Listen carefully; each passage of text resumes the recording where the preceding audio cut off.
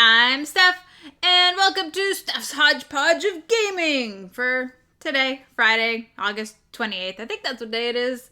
I don't know what's going on anymore. Thank you all for joining.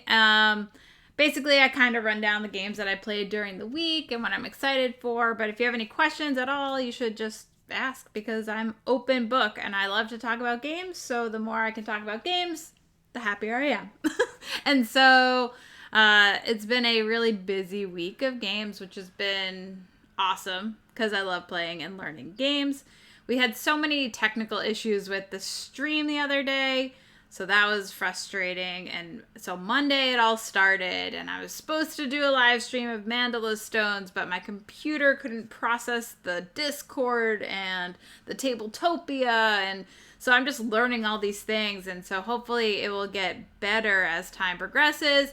And I have a few friends that are willing to play live games like on Yucata or Board Game Arena to see if we can actually do that going forward. But maybe Tabletopia and Discord aren't the right mashup. So these are things that I'm learning and I'm trying to get better at. And then Wednesday, nothing was working. I was trying to get the cameras to mesh, and you leave something working and then you come back to it in OBS and nothing works. I'm like, why? It doesn't make any sense, because maybe a camera was being used at some other time over in this program, and then so now it's not registering in OBS and all these little kinks and stuff. So there's like a big learning curve to doing live streaming. You'd think you'd just turn on your phone and start shooting things, but it's just like, it's so hard if you want to actually try and do better quality and do more like techniques and different things. And so I ended up like killing all of my scenes, which is pre-set up, so like you can have your intro and like the host screen and the game board and the overlay and all these different things. So I killed everything and just reset it all, and then it started working again. So we ended up doing smartphone an hour later than anticipated, but it was still good, and we got to play it. And then of course, as we go into the second game, it was like a nightmare because there was an outage in like some town nearby, so like the internet was being wonky and it was being choppy, and then I'm like, all right, well, we just have to call it a night at that point. So we'll get back to playing the two games I had planned previously, and the Court of Miracles and Winner Winner Chicken Dinner, and so we'll play those next time we actually get the live stream up and running. I'm glad that we got to play Smartphoning though. We got to play the full thing, and I'll talk a little bit more about that because it is a game that I featured in this week's blog. So my list is quite extensive. I don't even know how I have time to play and write about all these games. It baffles me sometimes. And now working with the Twitch, but it's been a fun and exciting learning experience doing all this like featuring and everything. So Twitch has been a lot of fun. So I guess I'll just start off with what I've been playing. If you have questions about these games, please ask. And, oh, you know what? I should have changed my title. Oh, well, I'll change it after the fact. All the games with Steph. Nope. Steph's Hodgepodge of Gaming. I don't know if it will update in the once I'm already live, but we'll see. I'll update after the fact. So starting with this Monday, I wrote about a bunch of new games, starting with Ride the Rails. So this is a network building, stock owning type train game, and those type of games don't really excite me all that much. So I wasn't like too excited to play this one, but it ended up being a little bit better than I expected. And I like that there's multiple maps that you can get and try out, but we played it on Tabletop Simulator because you need 3 players. So that was the first downfall, because I really just played 2-player games. But I set it up as we played on TTS. I mimicked it on the board so I could take pretty pictures of the game itself. it's hard not to directly relate it to Mini Express, which is a game that was just on Kickstarter, which I played the prototype like a few months ago. So it's really hard not to compare those two. And I much prefer the Mini Express game because of the control that you have. This game, you kind of have to follow the leader, and it seems to be a rich get richer situation where, you know, these little meeples are riding the different rails, and so every time he rides a rail, that boosts that stock's money a little bit. So the player with the blue, if they ride the blue, if a person rides a blue track, they'll get $1. But if, you know, Michael has 3 blue, he's gonna get $3 instead. And so if I have 1, Hodgepodge time, excellent. So I'm just talking about ride the rails. And so it seemed to be like you have to follow what the person in the lead, or the people that are in the lead, what they're doing, or you will fall far behind and you won't be able to catch up. So if you want to branch off and do a separate stock, a separate train track, well, you better hope somebody follows you, or you're going to be pretty far behind, because you cannot manage it alone. You want people to help boost what your stocks are in. So if everybody's going blue and you're not, well, everybody's going to be riding the blue line and boosting that way up high. So you're going to be missing out on a lot of potential income each round. So it has its issues, I think, but for the most part, it was fine, and I would try it again, and I'll try it with the different boards, but it doesn't necessarily excite me. So after that, I think I talked a little bit about this game last week, but I played a game called Troya. It came out at Essen 2019, and it's a 2-player duel type game. And I usually am not a big fan of these. However, Troya really impressed me. This is definitely one of the best games I learned this month of gaming, which I will be posting my blog on Monday. But it's definitely near the top because of the interaction with the different god tiles. Like if I activate the Zeus tile, I get a cool bonus, and then I move that guy up on the track, and you're trying to like manage the different fighters to get to the other side to complete your goal. And so, but what's nice about this game is like every time you score, those guys that scored reset to the middle. So then there's like that tug of war aspect again, but nothing seems unattainable, which in a tug of war type of game, it usually feels unattainable because it's like back and forth and it's just never ending. But this, you actually can get things done. And even if you can't, the game will end once you're done with one player has no more cards left in their deck. So there is a finite ending, even if you can't get that dynamic to score or whatever. So there's a lot of interesting choices, and I really love how the gods are used, because if I use Zeus, I put it to the bottom, and then it's going to cost me more if I want to use Zeus again next turn. But when I do that, the other player is locked out of using Zeus. So there's like this little like mind game of, well, does he want to do that action next? So I'm going to use it now so he can't do it, kind of thing. And so there's a whole level of depth that I don't even think I reached yet. And I've played the game only a couple times, but I really, really like it. For 2 players, it works really well. I played a few online games of Roll for the Galaxy, but also I played the Roll for the Galaxy app that's new and available on Steam, or it's going to be it's going to be out soon if it's not already out. And so it's fancy. It's pretty fancy. It's big and in your face, as Steam games are. I don't necessarily know if I need it, because it's available on Board Game Arena, and it works perfectly well on Board Game Arena. It's not as fancy, I'll give you that. But I haven't played it multiplayer. I just played the solo versus the AI. It was fairly difficult to follow what the AI was doing. I was just clicking go, go, go, basically, and moving things as needed. But it was very fast, and I won somehow. I don't really know.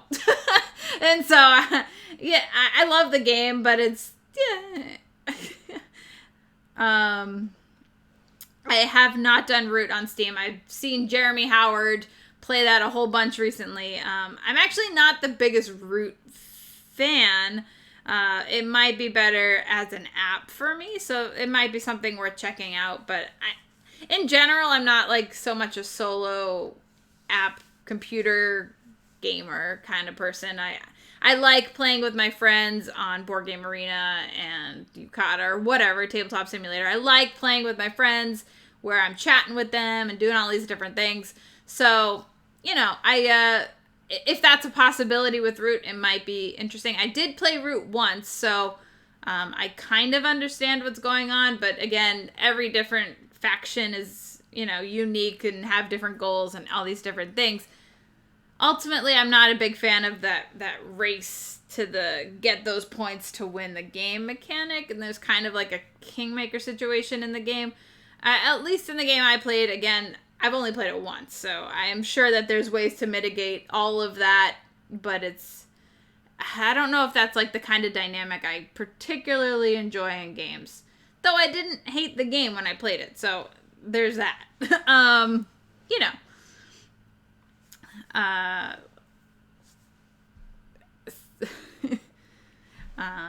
Old school Day of the Tentacle Monkey Island when it comes to video games. See, I don't know. I don't even know what that means. Charity Board Gamer wrote, I'm old school Day of Tentacle Monkey Island when it comes to video games. So I don't know what that means. My knowledge is basically like Mario 64, all 64 type games. So I'm Nintendo. I mean, I grew up playing Nintendo 64 and Nintendo and GameCube and Smash Brothers and all these different things. Oh, well, I do like puzzly story driven. So, you know. Hi, Dutch Yoda. Thanks for joining. Yeah, we're just talking about the games I played and how one of them was Roll for the Galaxy, the new Steam app that came out or is coming out really soon. I'm not quite sure on the release of that, but it was pretty good.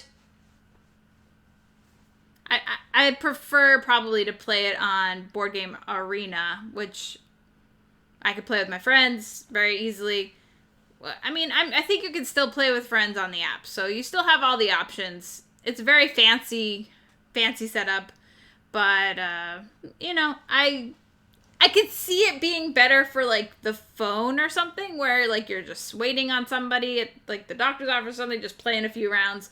But then again, that's why I have Star Realms, which I think is superior. I still like Star Realms, the game, more than Roll for the Galaxy, the game. So I think it's just a preference on what you prefer for your apps. Oh, yeah, so Tate, I mentioned, so because I was talking about Steam, the app, that I was talking about Root after that because there was a question if I had played it, and I had not played it because it's not really a game that interests me so much. But yeah, Root just came out as well. I have not played it.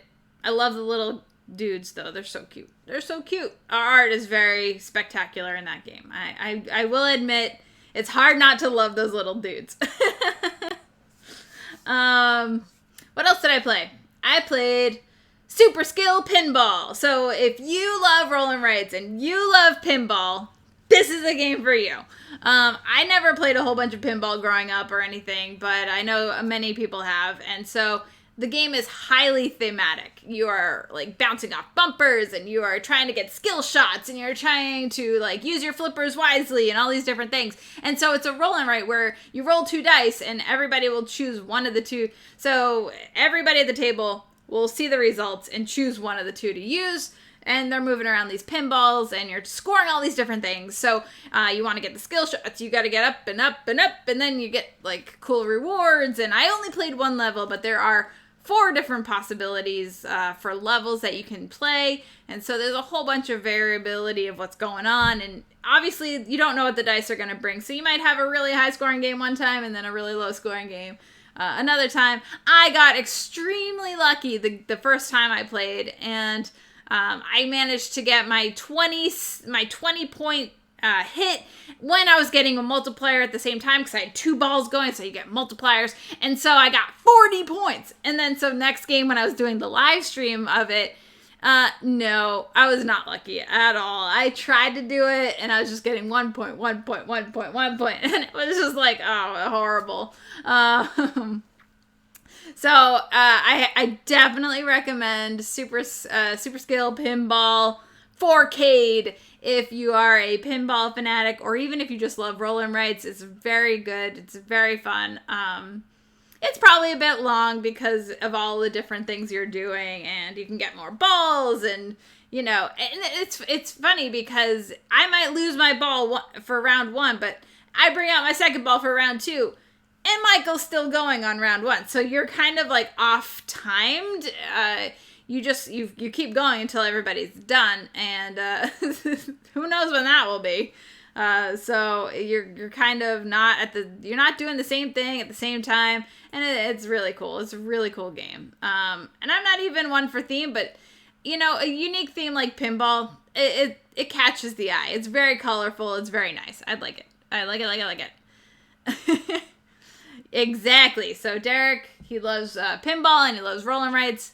It's one to play. I think you can do a print and play of it, so people can print the board off of WizKids' site. So maybe we can do that one night where everybody pre-downloads the game and the sheet, so we can all play together, because it's really, there's no player interaction, and the dice will always be available to everybody. So it's just a lot of fun.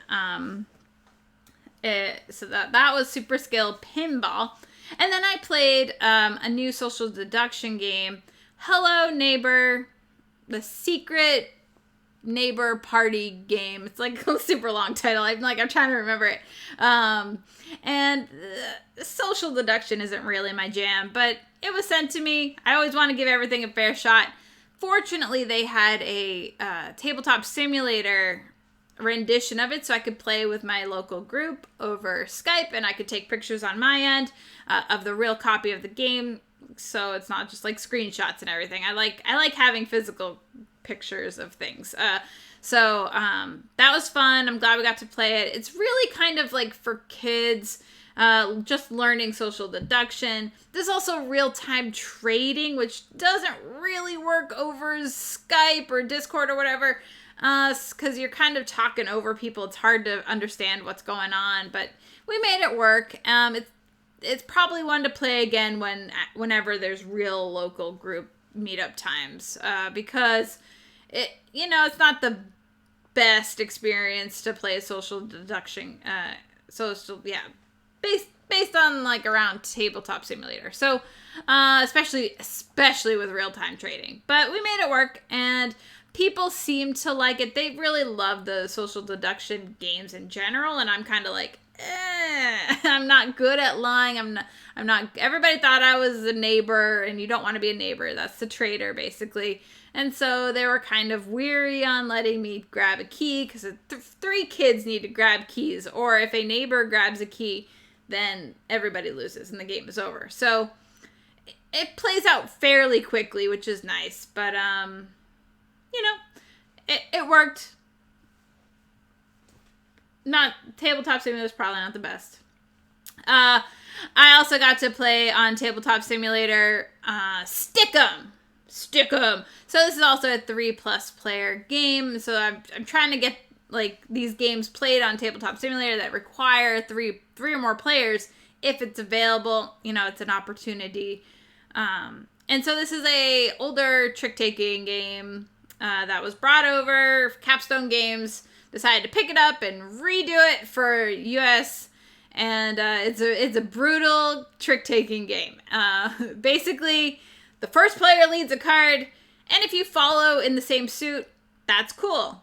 If you don't, that's cool. But if you don't follow the suit, then you are currently winning the trick. Now, the catch is, if you play off color, that's now trump. And if I play red and he plays blue, well, blue is currently winning if it's a blue 1, and then the next card is a green 3. Well, the 3 is now winning because it's off color, and even if it was a 3 blue, it's still winning because it doesn't follow the lead suit. And so the highest card that doesn't follow the lead suit will win the trick.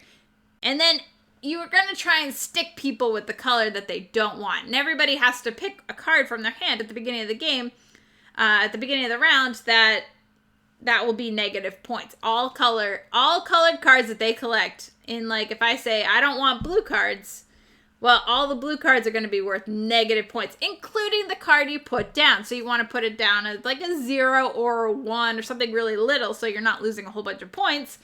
And then everybody's going to try and stick you with that blue color because it will make you lose lots of points. And so it's pretty brutal. But you have to kind of go in with like a lighthearted attitude. It's just like, oh my God, I can't believe that happened kind of situation. Not like a grumpy, like, ugh, they're like the worst and this game is awful. You have to have like a fun attitude when you play it because you're going to get stuck with cards. It's just going to happen. And so you're doing your best to mitigate that, right? So I quite enjoyed it. I only played with 3 players. I can imagine it being way more difficult with 4 to 6 players. So I'm interested to see how it goes. Next time I have a group of 6 players, I want to play it and see what happens.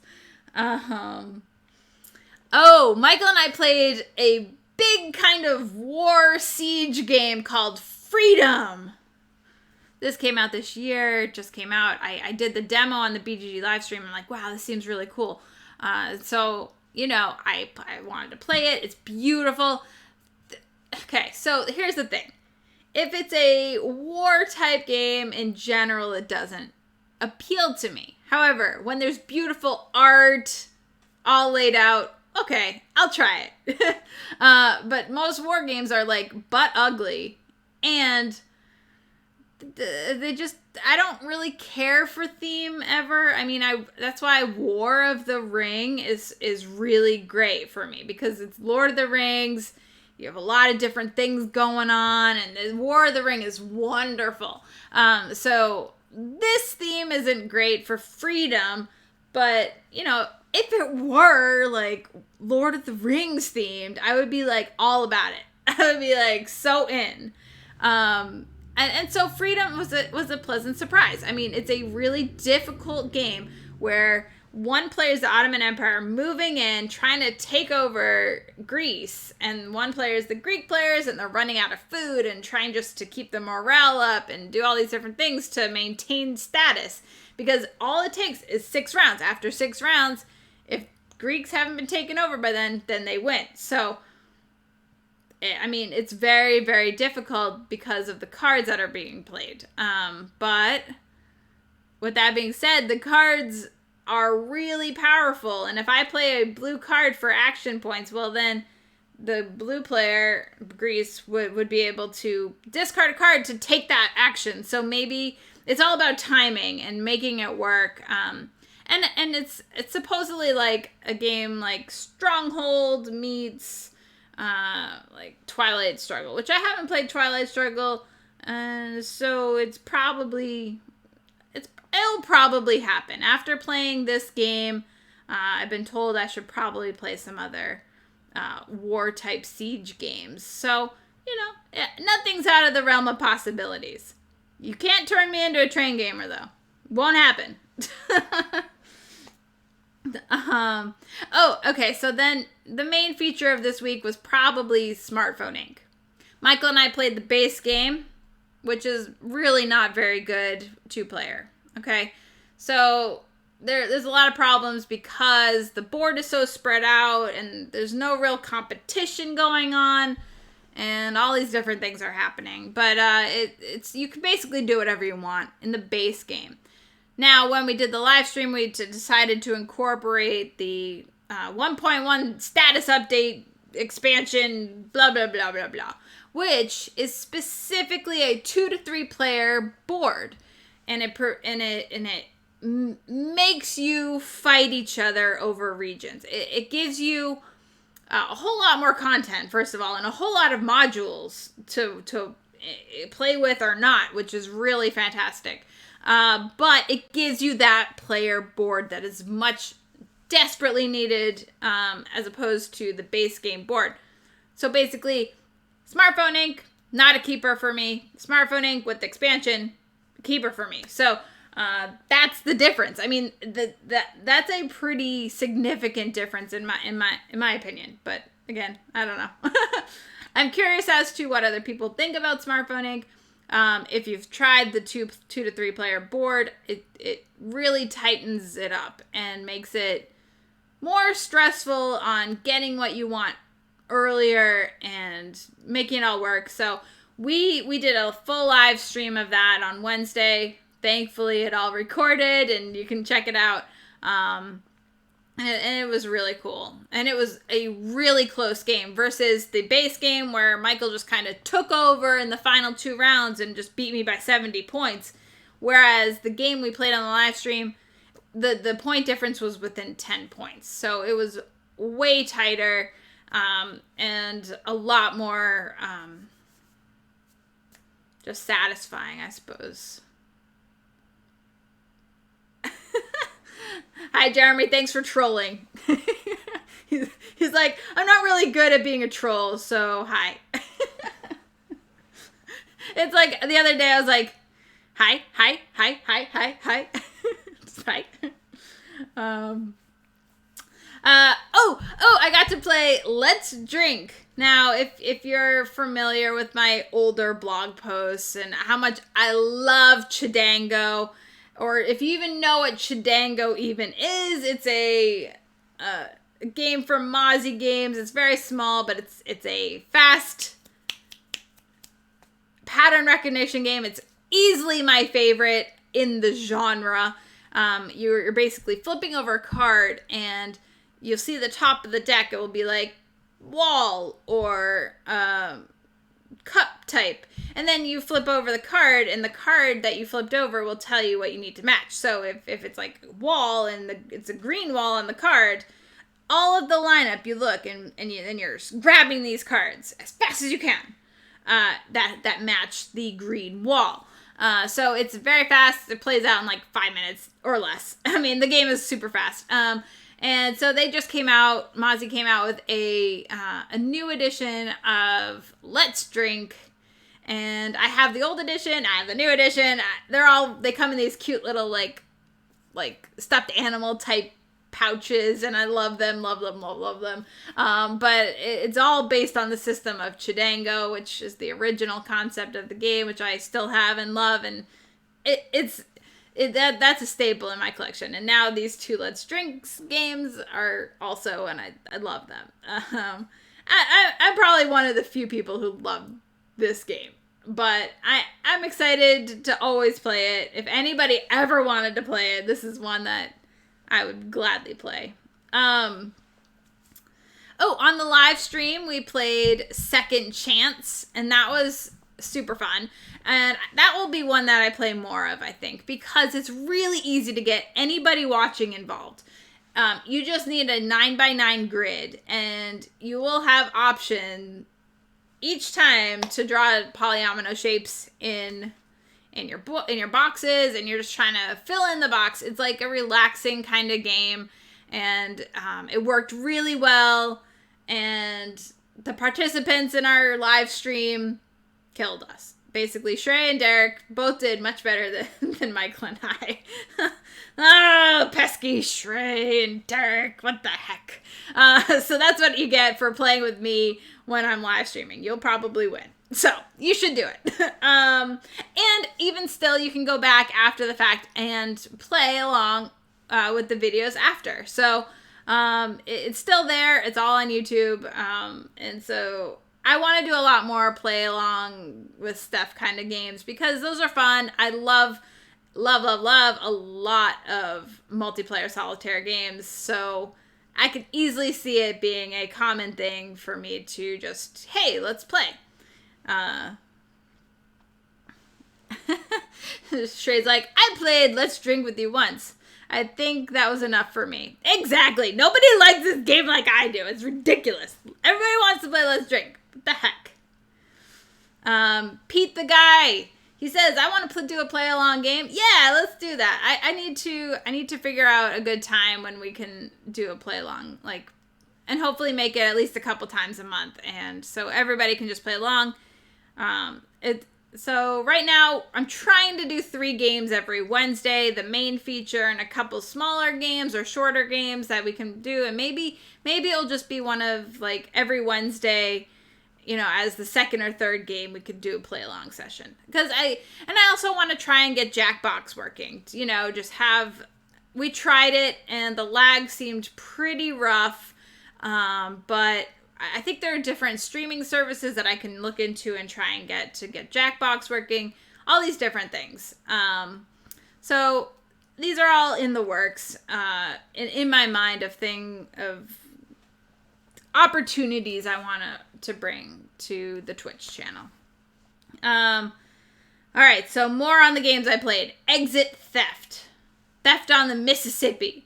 I'm so done with the Exit games. I'm so done. I just can't anymore.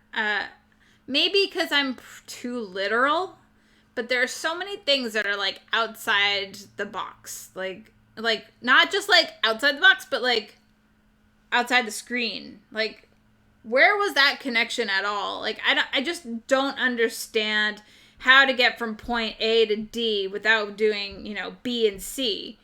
But they just jump, like, from, like, here to here, and you're like, how are we supposed to figure that out? And, you know, oftentimes in the Exit games, especially the ones we've been playing these days, is that, you know, we need, like, 3 clues, and then the final clue will just tell us where it is, and it's like, all right, well, great. So we ended up being an hour into this game and only halfway through the tasks at hand, and we're just like, yeah, we're done. We're done. We just don't care. At this point, it's frustrating, it's annoying, and it's easily not my favorite of the Exit the Room type games for me. And I know several people actually really love the Exit games, and that's awesome. I'm glad that they work for you. Maybe you're smarter than me. I don't know.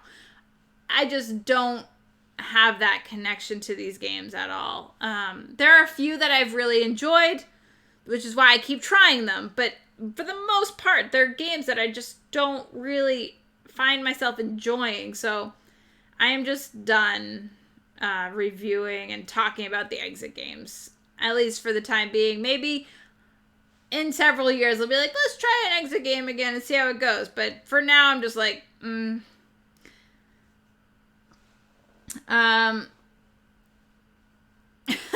So I guess Dutch Yoda feels similarly and differently than I do in that saying, I'm just done Exit because they feel too samey and simple by now. See, I don't necessarily think they're simple because they just, their concepts and ideas are just so scattered.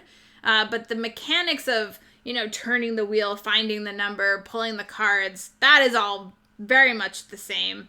But the puzzles themselves are just so out there a lot of the time where you're like, it doesn't make sense. But that's my preference, of course.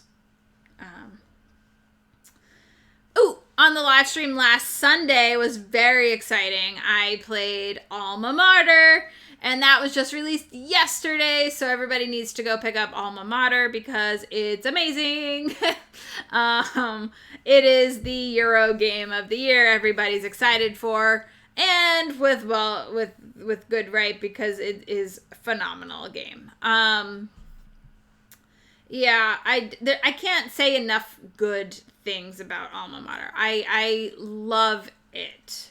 Our play on the live stream was pretty horrible, meaning our first game we scored in roughly the 140s, and our live play, Michael and I scored in the 70s. So that's how it varies from game to game, depending on where the students are, depending on the professors that are out there, depending on our Chancellor cards, all these different variables, depending on the setup, the starting cards, which I totally hosed myself on at the beginning of the game because I wasn't thinking properly.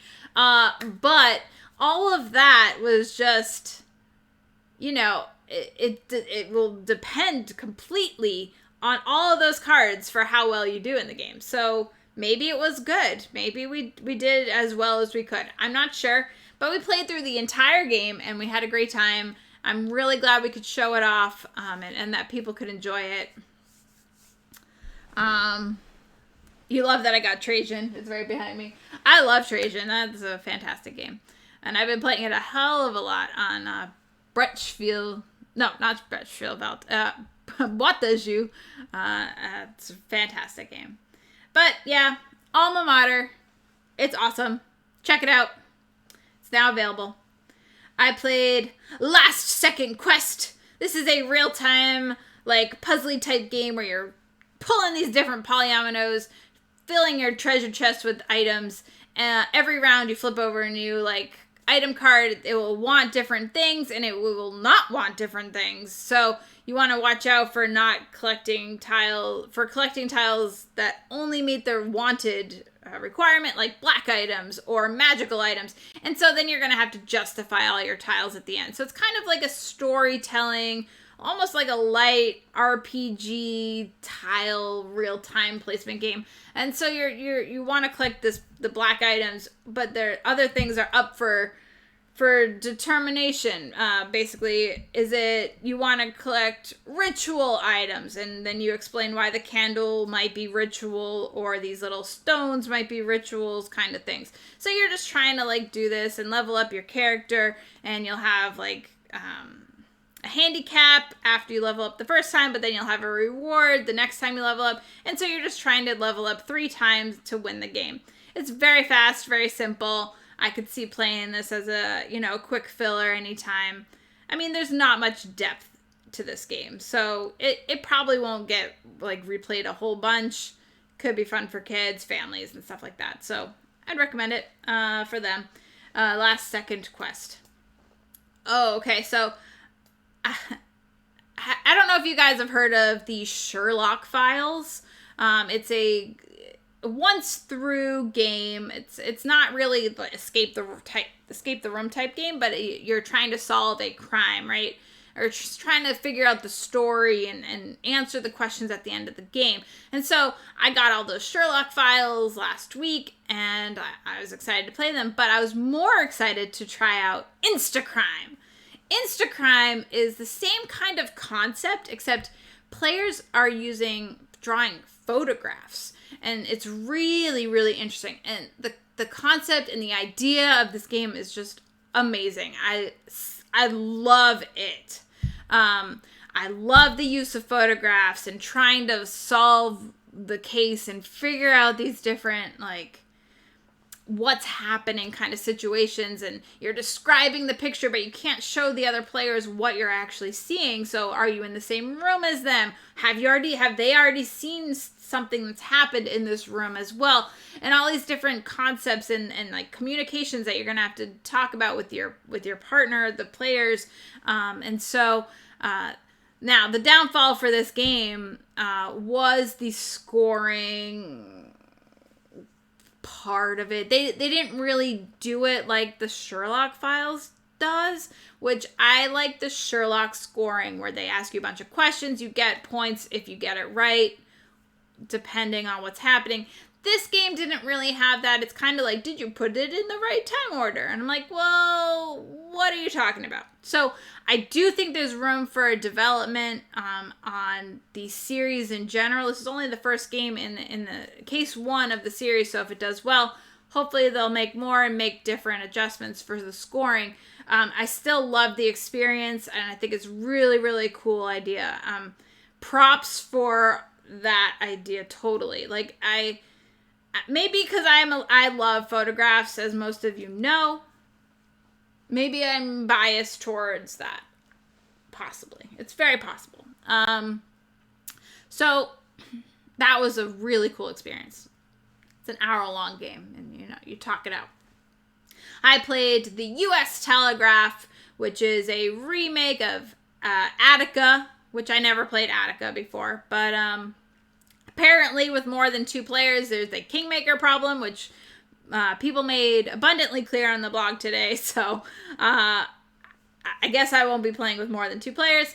Fortunately, I do play mostly with 2 players, so the game was actually better than expected. I'm not really one for networking or like the race to get things down, but it worked well enough. I don't think it's going to be a keeper in the long run, but I'm happy to play it a few more times to find out. Michael liked it a hell of a lot more than I did, so and he's not really abstract fan, but it's fairly abstract. So, you need to be placing these like little tokens in the right places in order to optimize future placements of other tokens and gain you more access to the board. So it's very abstract. I played a bunch of online games. The normal Oracle of Delphi, which I'm thrilled that we're still playing. I would like to actually do a live stream of, me and my friends playing, just so you guys can see Oracle of Delphi on Yucata as we play and talk about what we're thinking about and what we're doing. I think that would be a lot of fun. I don't know if other people would want to see what we play on Yucata and Board Game Arena, all these things. There's been a lot of Board Game Arena games being played because all my friends want to get their stats up so that they can become a reviewer status, meaning you can play alpha type games. And there's a lot of alpha games out there that seem really cool. But as soon as they hit beta, everybody can start playing the beta games.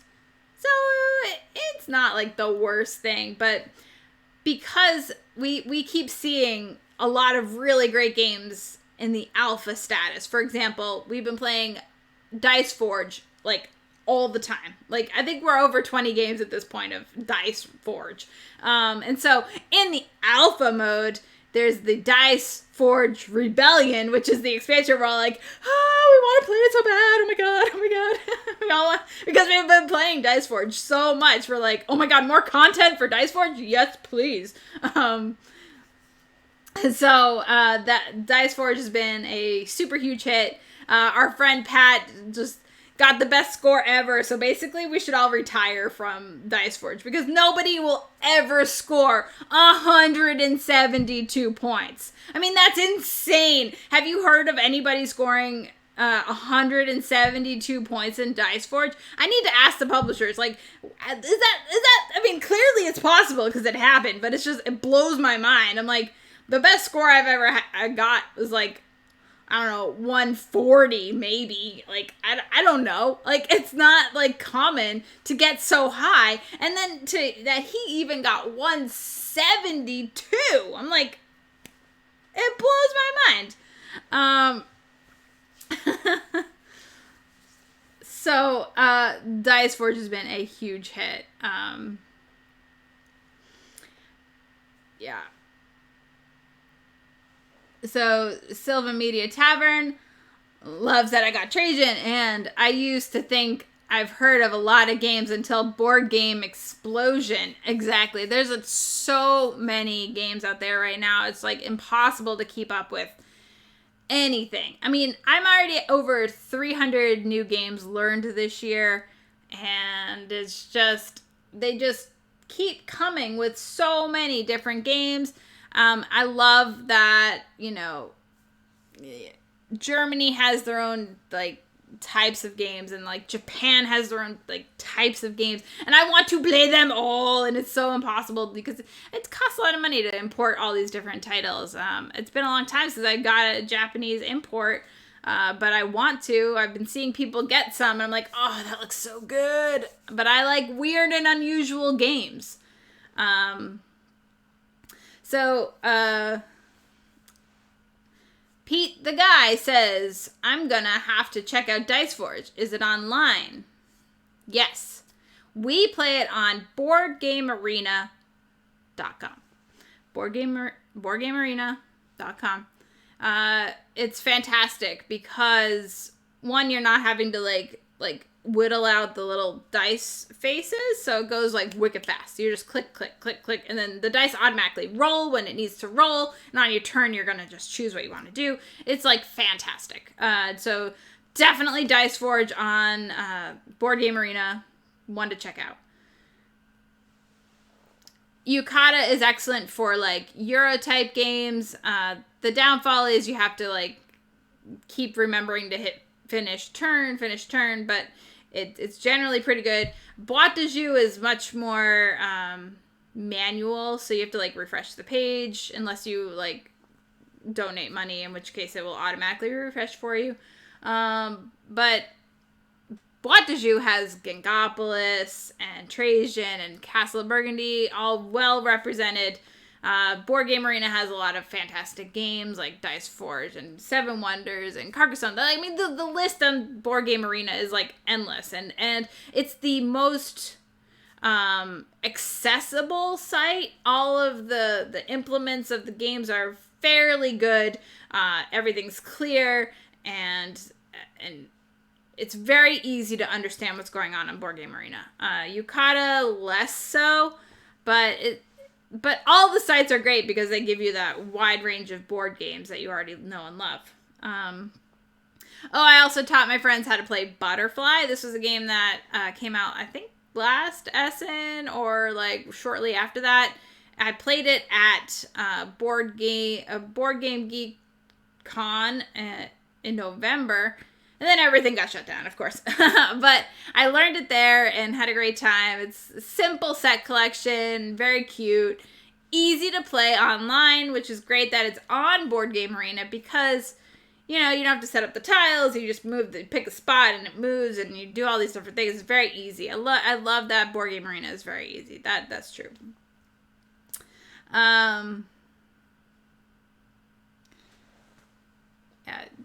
Yucata is excellent for online games with friends. Yep, all these good things.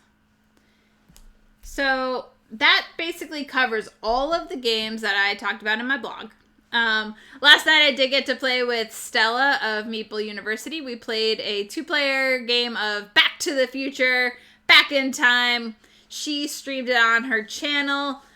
We played on Tabletop Simulator, and that was a bunch of fun. We totally got hammered. We just got completely hosed. But it's always fun to hang out with Stella and play games, and, I can't say no to games. I mean, I've got a problem. And I talked a little bit about Mandala Stones. That was Monday. It was supposed to be streamed on this channel. But my computer just didn't want to process all of it, so unfortunately it didn't go so great. But I believe Jeremy of Man vs. Meeple, he was able to stream it for Man vs. Meeple, so you might be able to find it over on their site. I played with Jeremy and Rainer. Rainer taught us. This game was just announced last week, so it's great to play it. I played it once a few months ago, and quite enjoyed it. It's a simple, abstract game, so it was great. I'm glad we could work it out.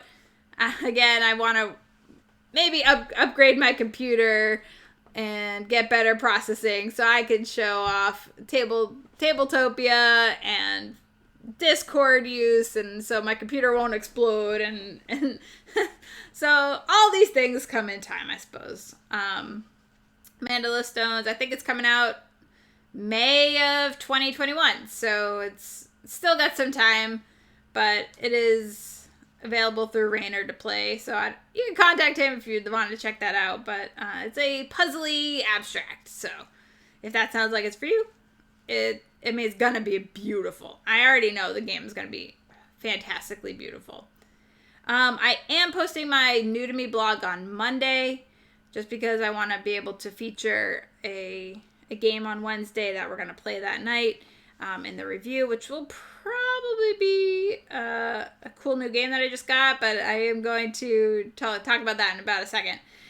So my New to Me blog will be a day early than usual, but that's all right. Whatever I learned on Monday, that can go into the September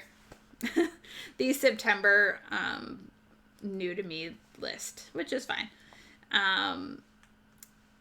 Not a great month of learning new games, I'll tell you that much. A lot of low ratings, or middle ranged ratings, I should say. 5s and 6s, which aren't awful games, and are games I would play again, but they just don't excite me as much as other games. So there's a bunch of those this month, so we'll see. Uh, and I even gave some sad clouds, so that's also... People love to see the sad clouds, but I don't like to give sad clouds because it makes me feel bad. But some games are just bad, unfortunately. And because I try and play all the games, even the bad ones have to be played at some time. This weekend, my goal is to make my 2021 gaming calendar. So I will have pictures of that coming up. I have a lot of photos to work with, as always, because I play a billion games and I take a billion pictures. But it's always hard to narrow it down and just get those pictures worked out. I want to arrange them properly. And the hope is to have a Kickstarter early October. So we'll see if I can get that up and running and, what kind of things I'm going to have to do. I have no idea if it's going to be worth it for me, but that's the goal. To see if I can get my calendar up there. I've never done a Kickstarter. So again, more learning experiences with the Twitch channel, with the Kickstarter, with my life has just progressed into craziness, it seems. I got a question from Poca Sue Vodka. What top 5 games to play remotely over Zoom and Skype? So when you say that, I assume you mean not on Board Game Arena or all these different types of things. I assume what you mean is, I play with my family these different games. So Codenames would be a good one. My family's been loving Just One. So Just One, they love. My mom went out and bought it, and she's not really like a big gamer, but she loves it. So definitely Just One. We haven't played a whole lot of roll and writes because my family is not like they're more simple. But for other games like maybe without my family, I would definitely do roll and writes for sure, like Cartographers or fleet dice or something could be easily done as long as people can see what the dice are and announce what dice they're drafting and all these different things. So roll and writes are a great example of what would be fantastic for playing over Zoom or Skype with actual gamers. With family members and other people who aren't like necessarily gamers, I tend to lean towards like the more party type games. So By Felicia, we've been playing a lot, which just came out at Target. It's a kind of like categories type game where you get 30 seconds to write down as much as you can in a category. So like types of apples, you write down Macintosh, green delicious or whatever, yellow delicious, whatever you can think of. And so you have 30 seconds to write down all these different things in the category. And you're trying to match people. And so on your turn, you're going to say something that you think somebody else wrote, and you cross it out if somebody else has it, or you are out for the round if nobody else has it. And so you want to try and match people. It's been a lot of fun to play this game. So that's been great. Second Chance, we played on the live stream, which was excellent. Thank you, Derek. I don't know. I think there's tons of games. If people have the games, especially multiplayer solitaire games like Karuba, I love that game. I'll tile reveal kind of games, that are multiplayer solitaire that I love. But I typically go for the party type games with my family. Hughes and Q's was great. But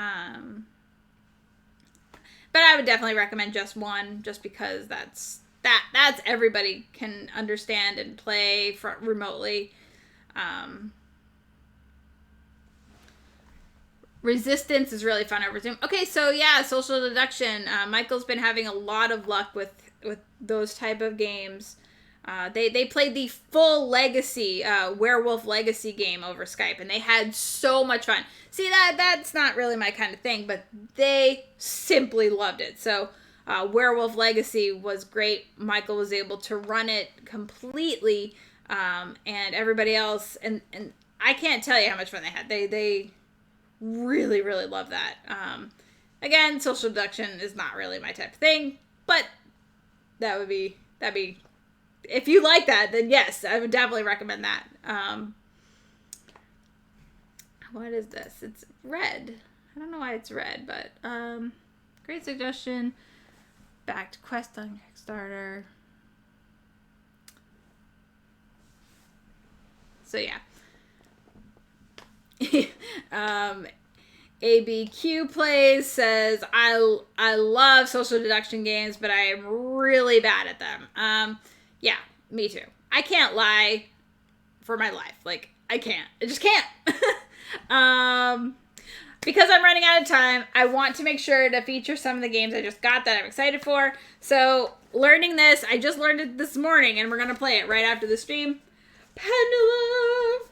I'm very, very excited for this game. I know I got some bad rap already, but I think it's going to be great. I just learned the rules, so I'm excited to play it. I anticipate this being Wednesday's review game that I play live with Michael. I think it will be really fun. People want to see what it's about, I'm sure. It's a real-time kind of game, but it's not. I mean, so there's some really interesting mechanics going on. But I'm one to love Stonemaier games in general. I love most of what he's put out there, even though it's not his title. But he's put out there a bunch of cool games. So, and the quality is always amazing. So I'm very excited for that. So be on the lookout. Hopefully get to play that live. I got promos. I got some promos, but I got Wizard Kittens. Oh my goodness, how cute are they? Oh my god, I love them. And there's a cat that's called Grumpkins. I'm like, oh my god, that's my spirit animal. It's so cute. I love him. So that's like definitely one that looked really cute that I'm excited for.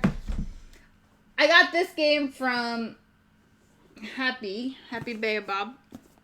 I really don't know much about it, but it requires 3+ players, and there's like modeling clay inside, so we're gonna be like modeling some stuff. It's called Alien Express.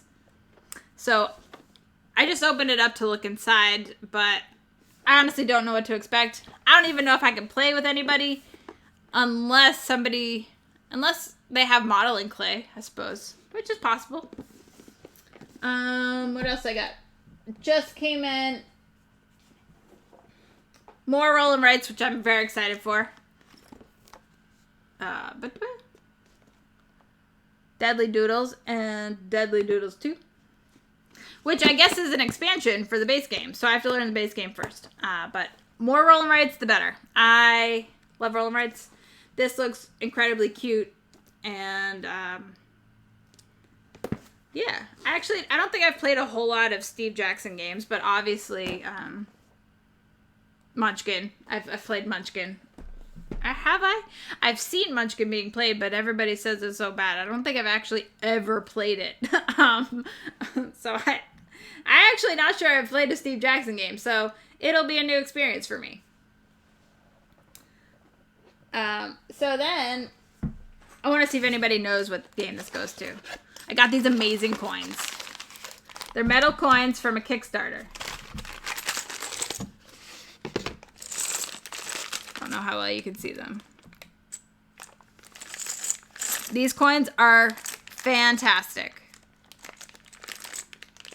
Like, because they're not specific to the game so much, but they have like 50, 25, 10, 5, 1.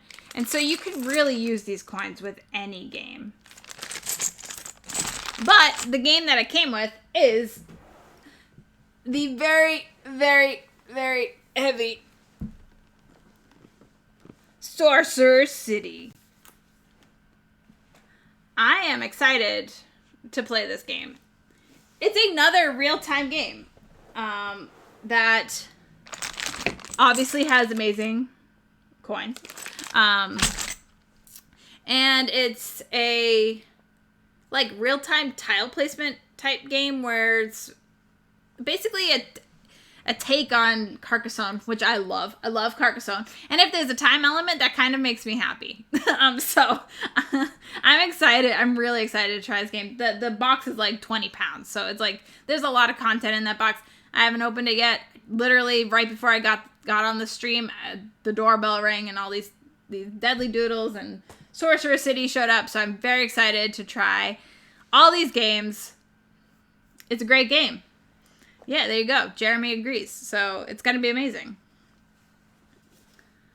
Is real time going to be a new thing, a big thing now? I should bust out my old real time design. Well, yeah, you should. I like real time games, but I might be in the minority there because I like to play fast, and real time games make people play fast. I think it depends on the mechanics, though. So with Pendulum, it's real time, sort of, because if the timer runs out, that's fine. It's up to the players to flip it over and basically open up spaces. So you're usually waiting on the timer to finish so you can quickly do it and then do everything you need to do. So it's kind of real time, but the pressure is on the people, the players, to flip the timer in Pendulum anyway. Oh, Sorcerer City has the same designer as Whistle Stop. Does it? Where's the designer? Scott Caputo. Okay, nice. Yeah, he's done some cool games. So I'm very excited for this. Currently on my table behind me, right, set up. So that will be happening ASAP. So I think that basically is my hour that I like to have of Steph's Hodgepodge of Gaming. I really want to thank everybody for joining me and, talking with me and being excited about all these games like I am. So I think Pendulum will probably be the main feature of Wednesday, and we'll see what else what we might feature on Sunday. Maybe the games that I missed out on playing on Wednesday because of the internet's situation I had. But, a lot coming out, lot that we can do. Deadly Doodles, rolling right. This might be one that we could play, I haven't read the rules, so I don't really know much about it other than it's a rolling right. So, a lot of great things coming. So look for me Sunday. I think Michael and I will probably be gaming at night on the Twitch. So we've been finding something. Maybe we'll start a new Pathfinder campaign. I've been wanting to get into that again. So we'll play a few games at a time, kind of thing, every Sunday or something. I don't know. We'll think of something. If you have any suggestions, please let me know. Obviously, I want to know. But I also need to get my 2021 calendar up and running, so we'll see how long that takes me as well. Lots to do. The year is almost over, right? It's basically September. Which means it's basically Halloween, which means it's basically Thanksgiving, which means it's basically Christmas. Oh my God, we have to start Christmas shopping right now. The craziness, right? So thank you for joining and being wonderful. And play all the games. Bye, guys!